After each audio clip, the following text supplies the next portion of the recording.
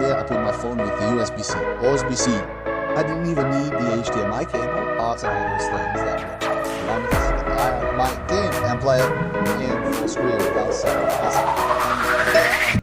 Hi everyone, and welcome to the channel that rocks. Having two screens on a single computer has lots of extremely practical uses. For streamers, for example, it allows them to play games on one screen and watch their stream on the other. For someone who does video editing, it allows them to edit on one screen and see the results in real time, full screen on the second screen. And there are lots of other uses like that. I remember that the first time I saw someone with a multi-screen, it was a trader who watched the news on the left and bought and sold his stocks on the right. Ordinable. Today's kit from SIAVIALA is the KX2. We're going to test it on this 15-inch gaming computer that has big bezels. You know, it's a bit old-fashioned. But normally it works for any type of laptop from 14 to 17 inches. Let's get started with the test. And let's get started with the proper dismantling of this SIAVIALA KX2. Nice presentation of the product on the packaging. Here, I think they used a 14-inch laptop. I'll test it on a 15, but since it's an old 15-inch with big borders on the screen, I think you can fit it on a 17-inch laptop without any problem. The specifications are as follows. 14-inch full HD at 60 FPS. That's more than enough for a secondary screen. 300 CD per square meter. That's the maximum brightness. Contrast at 1000 to 1. They gave values that seem reasonable to me. They didn't put completely absurd and exaggerated stuff off. That's nice. I like manufacturers who play the honesty card like that. You can see a little more of what it looks like from the front and back here, the different detailed features with the size and all that. But anyway, I'll show you the product in a moment. What's in the box, that is to say, the monitor, a straight cable, an angled USB-C cable, and an HDMI. Two mini HDMI, because of course, given the size of the device, it's not HDMI. Full size, it's Energy for those who are interested. So it won't drain your computer's battery too much, because obviously that's how it's going to be connected directly to the computer. It's very carefully packaged. We come across the product right away. The cables are stored here. So here is the famous angled USB-C cable. The straight USB-A to USB-C cable, which is really simple, and the one you absolutely mustn't lose because you'll have to buy a new one, otherwise it's not very standard. Finally, this is the HDMI to mini HDMI. So this side will connect to the screen, and this one will connect to your laptop. This one and the object itself, which is, you see, with two phone blocks on each side, that we'll discover in detail in a moment. For now, I'm going to put it aside. Here, we have documentation, lots of documentation. The user manual, which seems to be only in English, but hey, it's a screen, you plug it in and it works.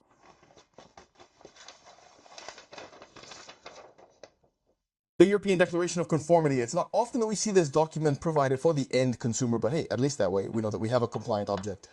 In any case, this object comes on a completely ordinary website.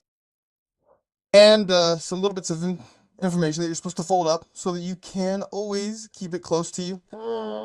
Okay, I think that should be enough to connect something like this to a laptop. Okay, let's take a closer look at the screen. There's a little Velcro strip that's just for carrying. You don't need it to install the device itself. There you go. So you can see the ports that are actually hidden along the tab here. USB-C, HDMI, and USB-C again. Now, if your computer can transmit video signals via USB-C, in other words, if its USB-C port is a Thunderbolt, you don't need the mini HDMI. The mini HDMI is only necessary if your computer doesn't have a video output on USB-C, which is the case for most of them. But if you have some of the latest Macs or high-end PCs, sometimes you can transmit video over USB-C, which means you have one less cable than. I don't think that will be the case with mine. I'll try, but I'd be surprised if it does. On the other side here, we have a stand that is interesting because obviously this object will weigh a certain amount and it will dangle next to the computer. So it's a stand that can be oriented in all directions and that is adjustable in length. You see, there's a system. There must be a system. I don't know if it's pneumatic or what, but you can feel the resistance. It's very caliper. It inspires confidence immediately. And then we open the object like this. It's really very simple. There you go. So here, we'll fix the laptop using the claw that is, you see, on spring. So that's why you're limited to 17 inches, because you can't move it beyond a certain limit. And the screen is located here, and you see it's protected. Look at that. By a film that I'm going to quickly remove. Oh, that's satisfying. There's the anti-glare screen. That's a nice surprise. I'll connect all this to the computer, and we'll see what happens. I'll do the installation with you live. There you go. We'll see if it's easy to do or not. Now, because of the presence of these tabs that are fixed and that can't be detached, we'll always have to put the screen on the right of the other one.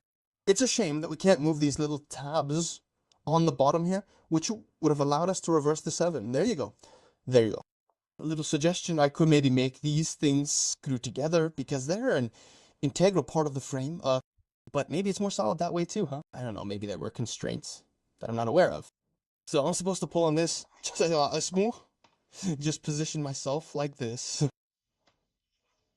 It's supposed to be no more complicated than that. Obviously, you have to position all the little stoppers all around so that it holds well.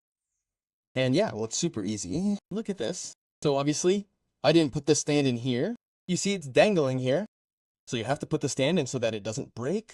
I'm going to do that, and then we'll make the connections and check how it works. Oh, but in any case, the installation is super easy. That's good news. Here's what the installation looks like once it's finished. I put both screens at their maximum brightness. So you can see that the secondary screen is super bright, but I think that was done on purpose to save the battery of your basic laptop. Because yes, here it powers 2 screens, so the battery will drain much faster. Yeah, so it's pretty good on their part. Here we have an extended screen. So you see, I can literally take a window and bring it to the other screen. Hey, put it in full screen on the other screen if I want. And so you can run 2 programs simultaneously. For example, a video game on the left screen and my streaming software on the right screen. Of course, that's up to you. We're on a VA panel, which isn't great on this screen. These are screens that have the advantage of being bright, but have slightly washed out contrast and colors that would almost fit the other screen. Look when you put 2 wallpapers side by side. This one is brighter, of course, but the colors and rendering on the right screen are much nicer. Both are anti-glare, so there's a consistency here that's still nice. But I think we'd have to work a lot on calibrating the screen to have 2 similar screens. Yet IPS is superior to the VA panel over here. On the other hand, the VA is brighter. But that's normal. I repeat, he didn't want it to drain the battery too much. The big advantage of this type of installation is that it is a single unit. That is to say, if I move my computer, if I turn it, the 2 screens are connected to each other.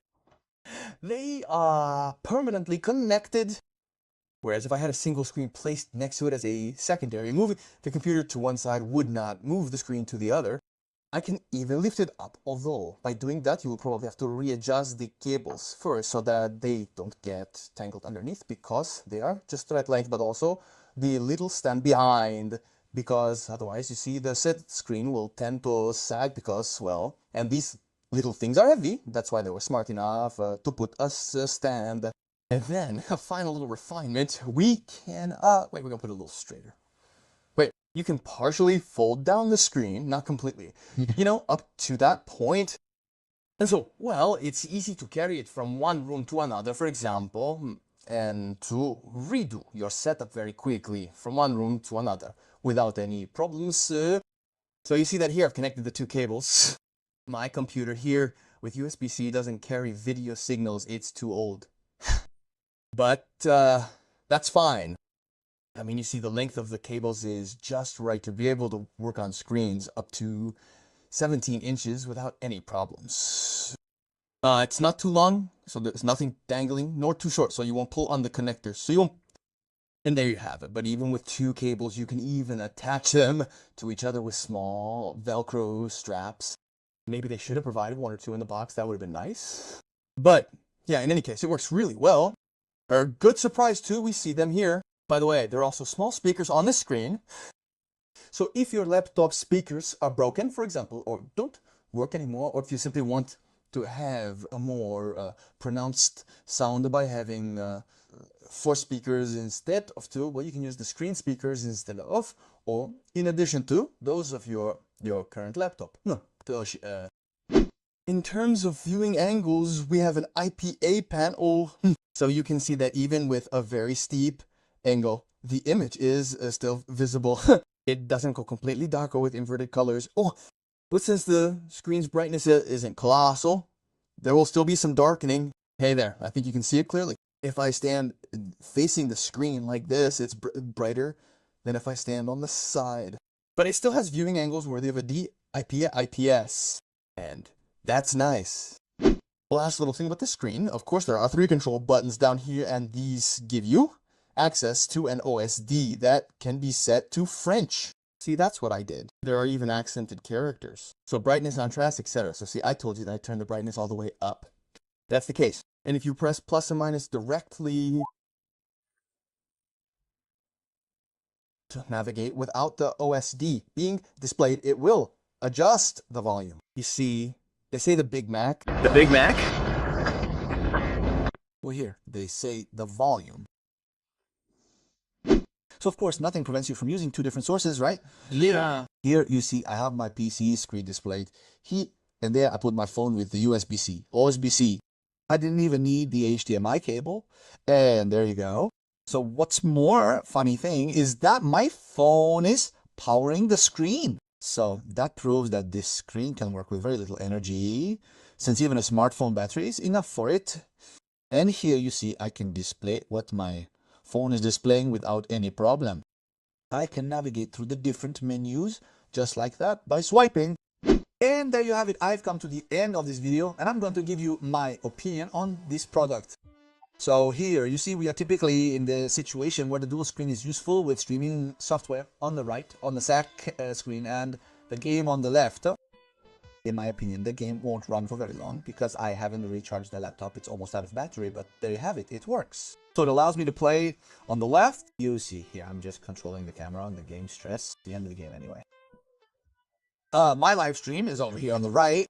Okay, I'm not streaming right now, but if I were, you'd see the chat box and all those things that would allow me to keep an eye on my game and play it in full screen without sacrificing any comfort, and 2, to have all the information. Let's say I want to see a walkthrough or something like that. I can go on YouTube, see a walkthrough in question, and start playing again on the other side. Go suvad. There you go. No problem at all. Still with 2 screens that do 2 completely different things. Perfect. There you go. And all of that with something that's a single unit that you can easily move around, and with only 2 cables, or even just 1 if your laptop can handle it without any problems. Video transmission via USB-C. Yeah, it's really great, honestly. The only small complaint I have is that it lacks a little brightness. But you see, on a white screen like that, YouTube is still pretty awesome. We would have had 500 CDs per square meter instead of 300. That might have been the ultimate kit, but it would have also drained more battery power from the computer. I think they looked for the best compromise, and they're pretty close to finding it. I would have liked maybe a cable management system, or at least some small Velcro straps provided to be able to secure the 2 cables together. That's really something you buy in the box. It'll take them 5 minutes. But otherwise, frankly, apart from that, it's a very good kit. If you want to add a second screen to a laptop between 14 and 17 inches, this is definitely a product to consider. Okay, that's the test of the KX2 by SIAVIALA. A device that will be very useful to me, since it will give a new lease of life to my old gaming laptop. I might be able to use it to do live streams without beauties everywhere. I hope you enjoyed this video, and I'll see you soon for another test. Let's go.